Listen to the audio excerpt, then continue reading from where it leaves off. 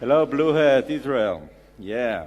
Let's start. And today I'm just setting up the stage for Marina. She will do the technical heavy lifting. So what are we going to talk about today? Not that, yeah. So we will start with targeted attackers, TDPs, tactics, techniques, and procedures, and how do they relate to Windows authentication. We'll do it very briefly because Will and Benjamin did very, very good job in explaining all these things. Then we will discuss very briefly local user authentication, and then Marina will take the stage and the technical things will start. So we will show how local user create hidden links in the attack graph. If you've been to Will's talk, he talked a lot about the attack graph, and quoting John Lambert and abusing the attack graph with Bloodhound. So we will show you that local user create even more new hidden links in that graph, so it's something that future Bloodhound or manual attackers can abuse. And then we will show how the whole lateral movement cycle can be implemented just by abusing local user credentials, no domain credentials. And we are not planning to leave you only with the problems. We will show you some solutions. So first and foremost, we will expose a new tool that we had created, Local Hero Scanner, which enables security admins to remotely monitor local user behaviors. And from afar, no agent install, no excessive privileges. So stay with us. And we'll talk a little bit about hardening, at least the parts that were not covered in previous talks. So Samaritan, group policy to deny local user authentication, remote authentication, and the lab solution. And we'll have a live demo, really live demo. So stay with us because everything can go wrong. And then we will finish up with some outro and the key takeaways. So if you slept during one slide, don't worry. The important stuff will be again at the end. So let's start with the beginning. And this is the attack kill chain model, a very popular way to describe advanced attackers. And I really like the name attack kill chain, cyber kill chain, because in just 2 words, it shows you both the danger and also the opportunity for defenders in cyber targeted attack. Because, well, first, kill. Cyber can really kill. For example, many believe that cyber killed Hillary Clinton's chances of winning the last U.S. election. So cyber kills. But it's also a chain. And a chain holds a promise within it because we all know that a chain is only as strong as its weakest link.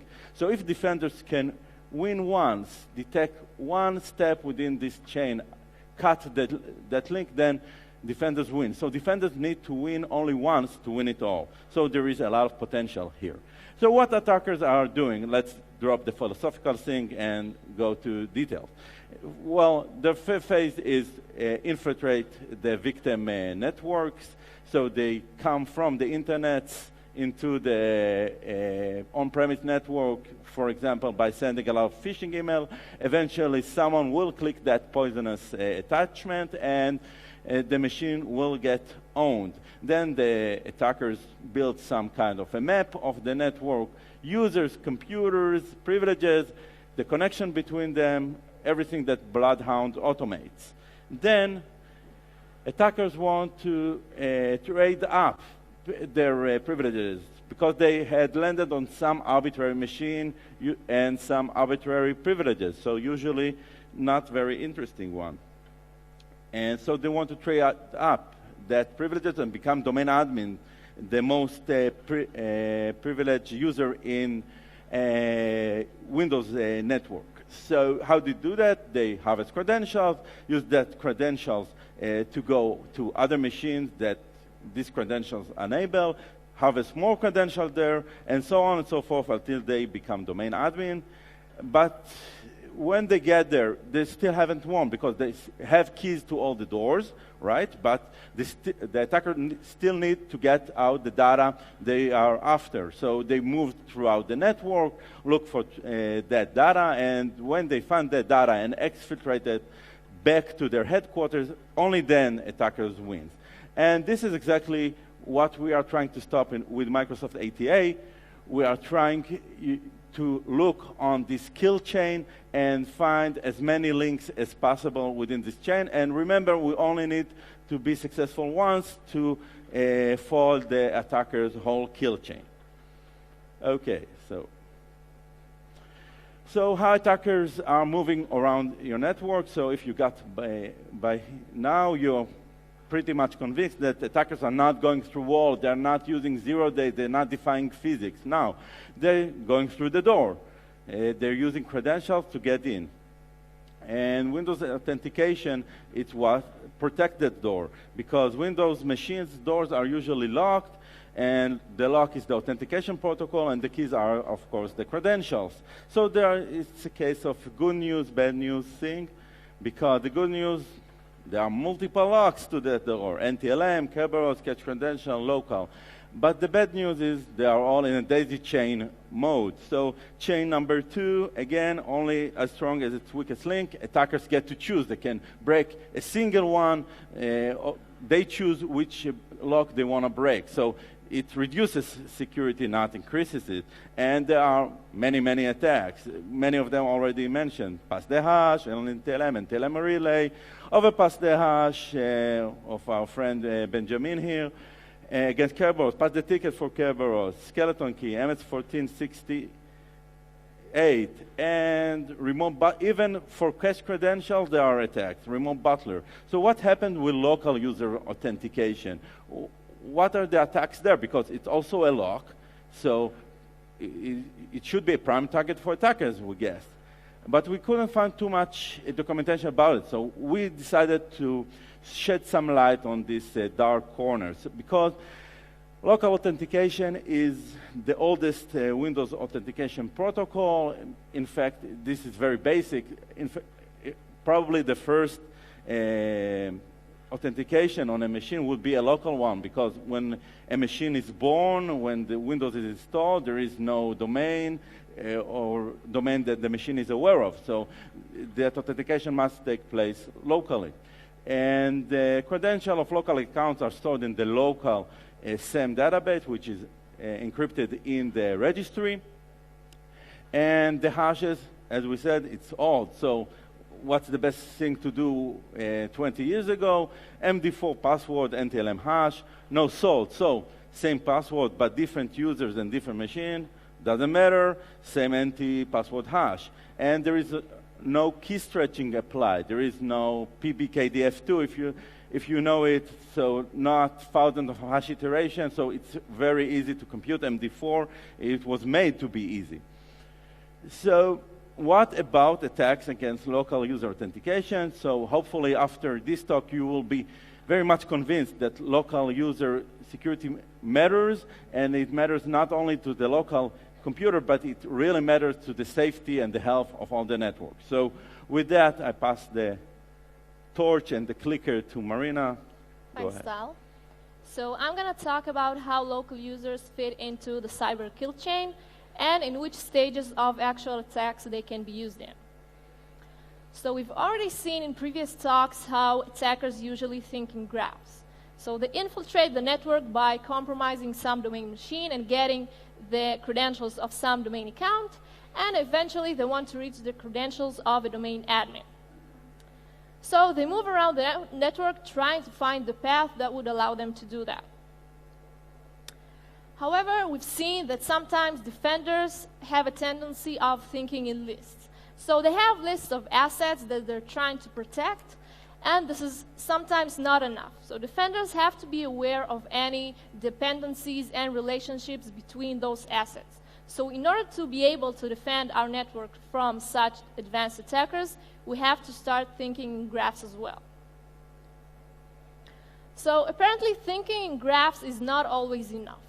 We must also be aware of any invisible links in those graphs. So what are those invisible links? This is actually what brings us to the topic of our talk.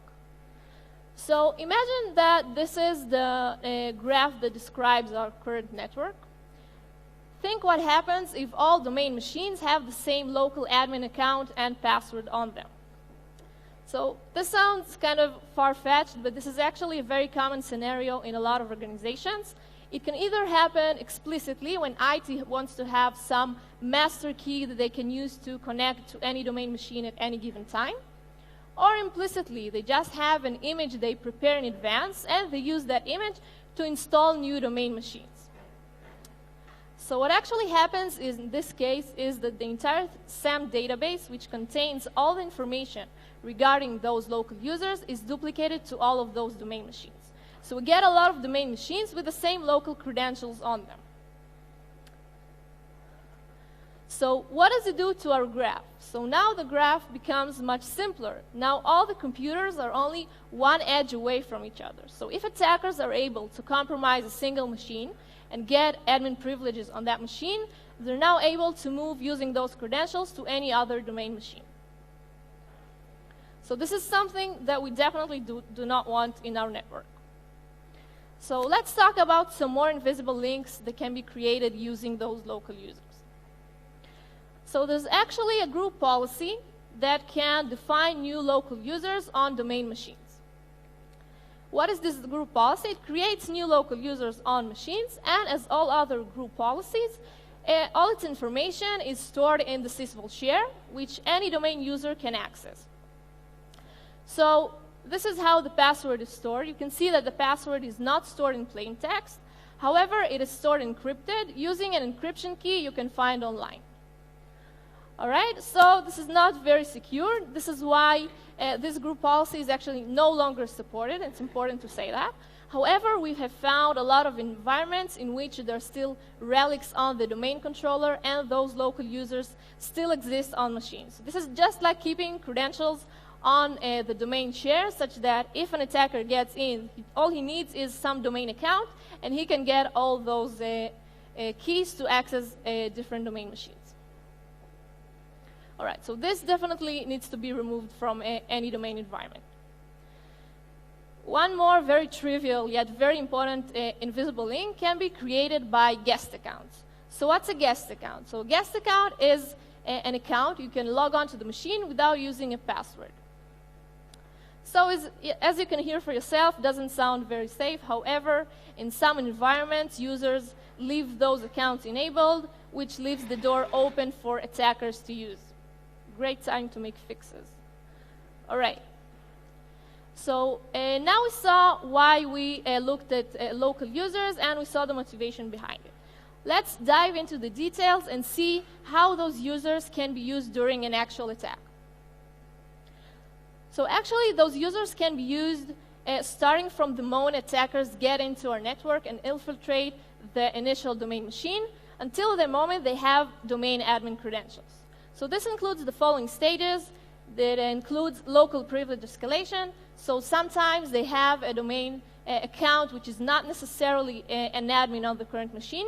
How can they get those admin privileges? Well, one of the ways is to brute force through a local admin account. So once they have the credentials of a local admin, they can go ahead and compromise more credentials. So they can go ahead and get any valuable information from the machine, which usually includes all the hashes, the tickets, all the keys. And this includes the entire information from the SAM database, which includes all the password hashes of all local users. So at this stage, attackers have a few credentials of local admins. They can go ahead and search for other domain machines for which those credentials can be valid. So they go ahead and perform the admin reconnaissance phase. They go ahead and query other domain machines who are the admins on this machine. So by combining the results they have from the two previous stages, they can go ahead and actually use those local credentials to remotely execute code on another machine. And if those credentials are valid, this would indeed work. So let's dive into the details and see exactly what happens in each stage. So if you lose me at any point, don't worry about it. We will see a demo which would hopefully even work a bit later on. So first of all, attackers compromise some domain credentials. They're trying to perform some high privilege operations. For example, here we're trying to add a new local user. However, we get the error of access is denied. This is since the current account in use is not an admin on the machine. Fine, so we can go ahead and query who are the admins on this machine. we have enough permissions to do that. So we get the domain admins group and 2 local admin accounts. So usually the domain admin accounts are much more managed and secured than local accounts, so attackers may prefer to initially target those local admin accounts. We can go ahead and brute force one of those local admin passwords, and if we succeed, we can get the admin privileges on the machine. So we've actually created a small brute force tool ourselves, written in C# that accepts a local username and a list of passwords, and just tries to log onto the machine using each and every one of those passwords. So if one of those calls succeeds, we display the password. One very big advantage of this tool is that it does not rely on network traffic at all, since the entire authentication process of local users is done entirely locally. So we get a very high attempt rate, much higher than any tools relying on network traffic. Also, it kind of allows us to fly under the radar and avoid any monitoring systems that rely on network traffic. So here we were able to guess the password of one of the local admin accounts. Great, attackers can now switch to the local admin context and perform any operations that require high privileges that they were not able to do using the domain account. So here we add a new local user, and the operation is successfully completed. So at this stage, they can do basically whatever they want with this machine. So next step, gather any valuable information stored on this machine. Usually that would be credentials, so they can eventually get to the domain admin credentials. So we extract all hashes, keys, tickets, whatever the machine has, any valuable files. And one of the more interesting things is that we extract all the password hashes of all the local admin users. So here we can see the hash of the built-in local administrator account that attackers may not be able to brute force. However, we do not need the password in plain text. So it's enough to compromise any admin account to get all the password hashes. All right, so at this stage, we have the credentials of some local accounts on the machine. Next stage for attackers is to try to figure out for which other machines those credentials can be valid. So we go ahead and perform the admin reconnaissance phase. We're querying all the other domain machines who are the admins on those machines. So this can be done by the getnet local group, for example, from PowerSploit, which can either enumerate all local groups on the machine or enumerate all group memberships. So usually the group attackers are more interested in is basically, of course, the administrator's local group. So this performs queries to the SAM database using the SAMR protocol. And the interesting thing is that the permissions that you need to query to perform those queries are of any domain user. So imagine an attacker that gets into your system by compromising some domain account, for example, by a phishing email. People still click on those. And now he's able to gather very valuable information about your environment. So now he knows who are the admins on each and every domain machine in your network.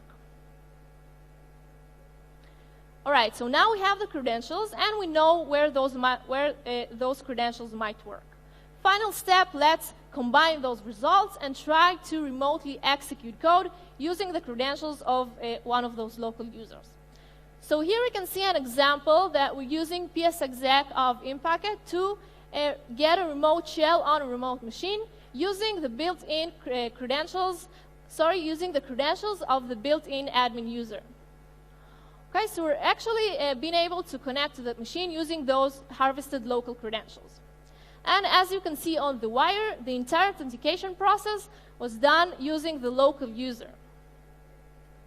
So I think there's a misconception as to how much damage local users can cause in the domain environment. People might think, well, the damage is limited to the boundaries of the individual domain machine, which we can see is not the case, and those credentials can be actually valid on all machines, and this can compromise the entire domain environment. So as you can see, still in many environments, pass the hash is actually possible using local credentials. So we need to see what's going on with those as well. Let's see a short wrap-up of what we've seen in case you missed any of those steps. So first of all, we saw how we can get admin privileges on the machine by brute forcing a local account. Then we saw how more credentials can be compromised, and we extract all the password hashes of all local admins on the machine. Then attackers go ahead and try to figure out more machines in which they can use those credentials, and finally using those credentials to remotely execute code on other domain machines. So again, we're going to see a demo of all this later on. But as you can see, those local credentials, it doesn't mean that they're going to be used in each and every step, but they can be incorporated into each and every one of them, and they're actually relevant to the entire lateral movement process of the attack. So one of the questions that might come up is how common are attacks using those local users? So this is a report by Praetorian, which is a pen testing company, which actually states that the identical passwords problem is very common. A lot of environments, a lot of companies still have that built-in administrator account, so IT would be able to log on to it at any time. You can just go ahead and ask your IT department if they have those. If they say, I can tell you that it's probably true. So this makes the pass the hash attack possible using those local credentials. And as you can see, let's talk a bit about numbers. In 61% of internal pen tests, local credentials were used to compromise the environment. So in most cases, those credentials are being used as part of attacks. We already know that usually attackers are one step ahead of the defenders and not the other way around. So if defenders are using this, you can be pretty sure that attackers are as well. Let's talk some more about what attackers can do using those local accounts. So one of the things they may do is to add a new local user and add them to high privileged local groups. This is in order to get persistency on the machine. They leave it as a backdoor that they can use to connect to the machine at any given time in case the credentials that they currently hold are no longer valid. One more thing is for reverse hardening. So attackers would remove the privileges of other users to disrupt defenders. So let's see an example of this here on the screen. So we can add a new local user, add it to the local administrators group, and actually remove the domain admins from the group.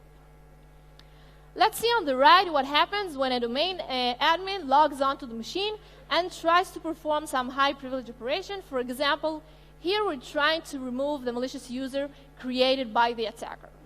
So the domain admin would get an error of access is denied. This is since he's no longer an admin on this current machine. So the entire power of the domain admins on domain machines comes from the fact that they're a group member of the local administrators group.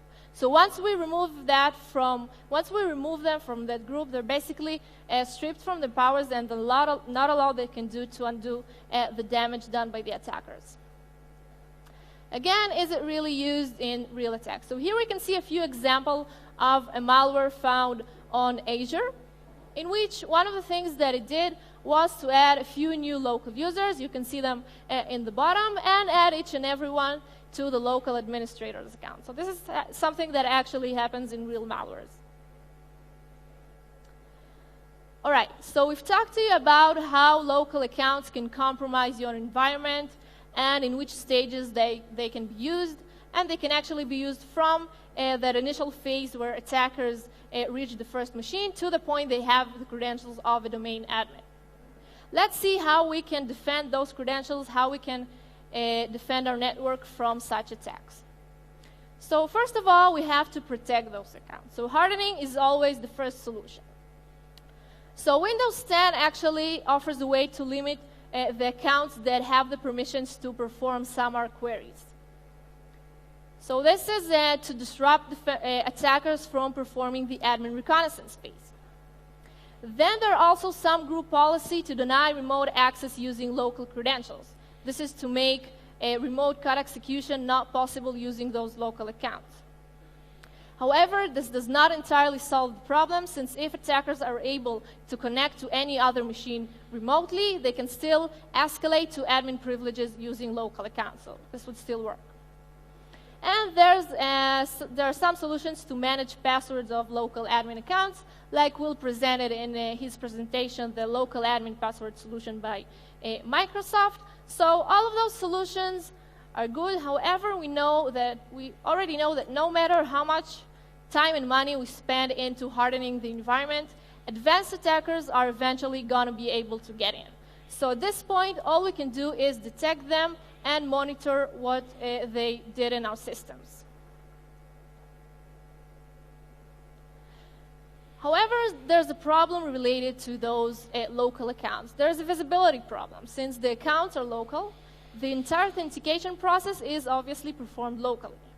Also, any changes in any high group memberships are also stored locally.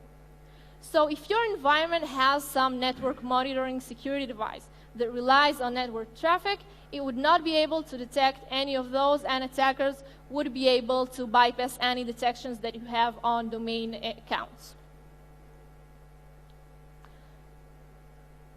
So this is exactly the reason we had to develop a tool ourselves. We called it the Local Hero Tool, which provides us some visibility into what's going on with this local account in our environment. So what is this solution? Basically, we perform periodic scans of the entire domain machines to retrieve a lot of local information. So we get all the local users from domain machines, all the attributes and information that are stored about those users, and all the group memberships. So we do this periodically.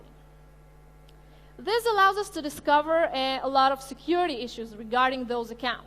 So first of all, we can detect abnormal login patterns of local accounts. We can also detect any brute force attempt done on those local accounts. Obviously, we can detect all those machines with the door left wide open that the guest account is enabled. Any privileged group modification when a suspicious user is added to a high privileged group or removed from it. And we can also detect any password configuration issues. We can actually detect when a local user has been cloned to a lot of domain machine. We're going to show a bit later how we can do that. And also it supplies forensic data for hunters as a timeline of what local users did on all of domain machines. So what goes under the hood of this tool? First of all, we fetch all domain records from the domain controller using the LDAP protocol. Once we have all of those machines, we can go ahead and remotely query each and every one of them for all its information from the SAM database. So again, we get all the local users, all the information, and all the group memberships. We then load the data into a database and perform any analysis to find any potential harmful activities using those users. So one of the advantages of this tool is that you do not need to install an agent on each and every domain machine. It's enough that you have some separate machine on the network whose all purpose would be to scan the environment, save the results, and find any abnormalities related to those users. So let's talk about some of the detections that we have using this tool. So we actually have two types of detections. One of them indicate potential configuration issues that attackers may abuse if they indeed get inside our network. And the second are actual malicious activities using those accounts. So let's talk about some of the detections we have. First of all, we can detect any dormant local user logons. We can see when a local user has never logged onto the machine, has suddenly become active. So we can do this by analyzing the last logon attribute stored about the local user. Also, we can detect any brute force attempt on local users. So if we see that in one of the scans, the bad password count is set to 0 or some other low number, and then we see that there were a lot of failed attempts to connect using this local user, we know that this might be a brute force attempt. Since we also monitor any changes in local group memberships, we can alert when a suspicious user is either added to one of the high privilege groups or removed. For example, if the domain admins are removed, we definitely want to alert on that. So very important. We can also detect the cases in which there are duplicate local user credentials on domain machines. This is the case where local users are shell copied along with all the information to a lot of domain machines. So this is what we've seen in the beginning. This is the case that creates all those hidden attack graph links. So how can we detect this? So if we have two domain machines that have the same local account, same account name, and exactly the same value for the password last set attribute, we can know with a very high probability that this is indeed a cloned user. This is since this attribute is stored in a 64-bit resolution. So if this is exactly identical in two different machines, this is probably not a coincidence, and the users have indeed been cloned. So this timestamp would be identical only if the users were copied, and it's important to note that we cannot detect all the cases in which local admins have the same password, since we do not actually see the password. We're just running on the credentials of a domain user. But this does allow us to detect all the cases in which they were duplicated on domain machines, thus having the same password. A few more trivial detections. The ones that we have the group policy that can create local users, so we can get from the sysful share, since we have the permissions of a domain account, we can get all those local users defined by those group policies. For example, by using the GP password, again, by PowerSploit, great tool. And then we can just compare it to the results of our local hero scanner and alert if those users were indeed found on domain machines. Last but not least, the enabled guest accounts. We can find all those machines with the door wide open for attackers to get in. So we've spoken very highly of this tool that can detect the activities of local users in a domain environment. Let's see a short demo of its actual capabilities. So we have here an environment or 4 virtual machines. We have a domain controller. We have 2 domain machines, client 1 and client 2. The first is the one that attackers initially infiltrate, and the second is the next target of the attack. And also we have our scanner that periodically scans the environment to find any potential attacks using those local accounts. So now we're looking at things from the point of view of the attackers. We just compromise the domain machine, and we're trying to perform some high privilege operations. For example, here we're trying to add a new local user to the machine. Well, access is denied. This user is not an admin on the machine.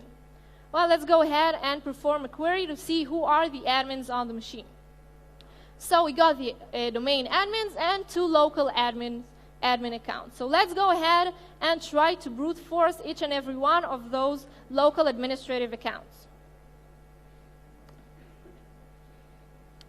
So I don't know if you can see this, but the attempt to brute force the local built-in administrator failed. However, we're successful in brute forcing the password of the local admin account. Okay, so we have the password here. We're going to use it in a second. Before that, let's perform the reconnaissance phase and see who are the local admin of our next target, the client 2 machine. So again, this is done by a command from PowerSploit. Let's see who are admins on our second machine. So we have the domain admins again. We're usually much more secured. And again, we have the built-in administrator local account. So we have this account on this machine and on the remote machine of client 2. However, we were not able to brute force the password of this account. What we do have is the credentials of some other administrative accounts. So let's go ahead and log on to the machine using this account. All right, so at this stage, attackers are admins on this machine. They can now perform any operations, install any backdoors, get any information that they want. For example, here we'll do a few activities related to local users. We would enable the guest account, create a new local user in the machine as a backdoor, add it to the administrator's local group, and remove the domain admins group so they would not be able to undo anything, any harm that we do on the machine. So next step, let's use the Mimikatz tool from our previous talker to retrieve all the password hashes of any other local accounts on the system.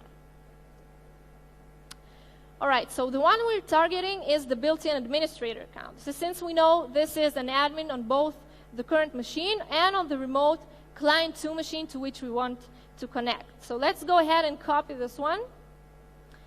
And next we're going to try to remotely execute code on that remote machine using the credentials we've just harvested. So hopefully we're going to get a remote shell on the remote machine. So as you can see, this worked. And we're now connected to the remote machine when all we did was use the credentials of the local account.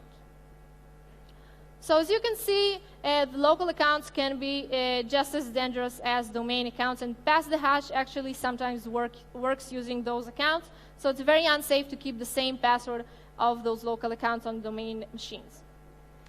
So at this stage, attackers can go ahead and laterally move through the network until they reach their end goal. So we finished looking at things from the point of view of the attackers. Let's see what goes on the defensive side. So before the demo, I scanned the environment once using the tool. Now we've performed all this operation. Let's see what's going to happen when we scan the environment once again to see if any changes were found with those local users and any potential attacks were made. So it would first retrieve all the computers and then scan each and every one of them remotely. Again, no agent on every machine, just a separate machine. All we need now is the date of the scan to enter to our database and see if the analyzer can find any potential harmful activities. So I know it's a bit hard to read the output right now, so let me just tell you what we see. So we've actually found cloned users on domain machines. We were able to find that the administrator has the same password on both client 2 and client 1 machines since he was duplicated from one machine to the other. This is what allowed us to perform that remote code execution using that account. Also, we have found a brute force attempt on a local administrator account by analyzing the bad password count attribute. We have found changes in the administrator's local group. We have seen that a malicious user was added and the domain admins were removed. And we have a lot of other detections. I'm not going to get into them. The guest accounts, suspicious logins, dormant users. So we have a lot of detection based on those periodic scans, and we can actually detect attackers that are using those local accounts and not allowing them to fly under the radar during their attacks. So now Tal's going to leave you with some final thoughts on the issue. So, yeah, definitely. So thank you, Demo God. Thank you, Marina. Let's get us all to lunch very quickly.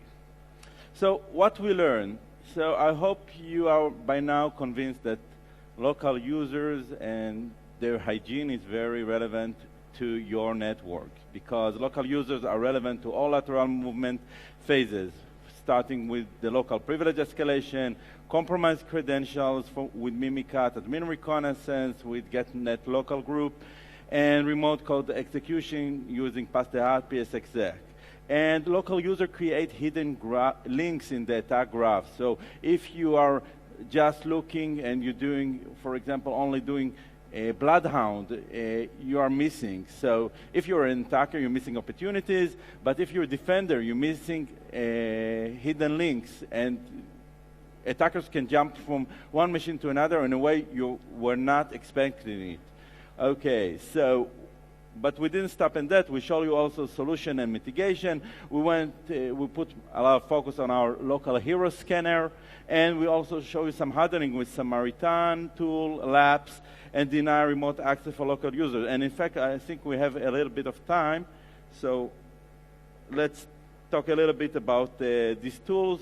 So Samaritan, as Will said earlier, this feature is now available by default in since anniversary update of Windows 10, and for a previous version, just use the Samaritan tool written by ATA guy, Itai, and you can harden the ability to query remotely over the Samar protocol for local users and local groups, and really disrupt attacker reconnaissance phase.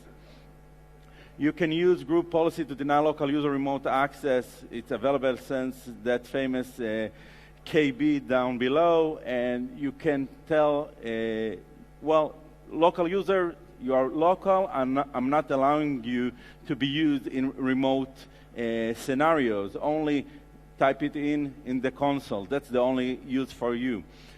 And you can see that hardening really works. So if you apply that hardening, attackers and other users will get access denied either by RDP or using some console tools.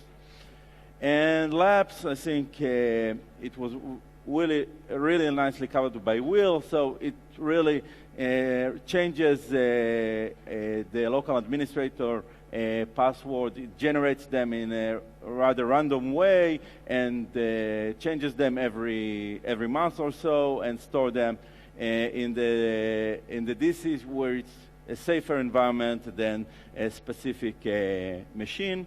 So this is great because there are no more identical password, no more guessable password afterwards. There are still configuration issues may arise, as Will had shown. So just getting back, okay.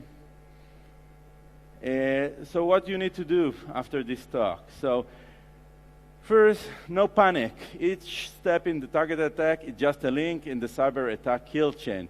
Find that easy link to discover and win as a defender. And so harden your environment and monitor both network and local users.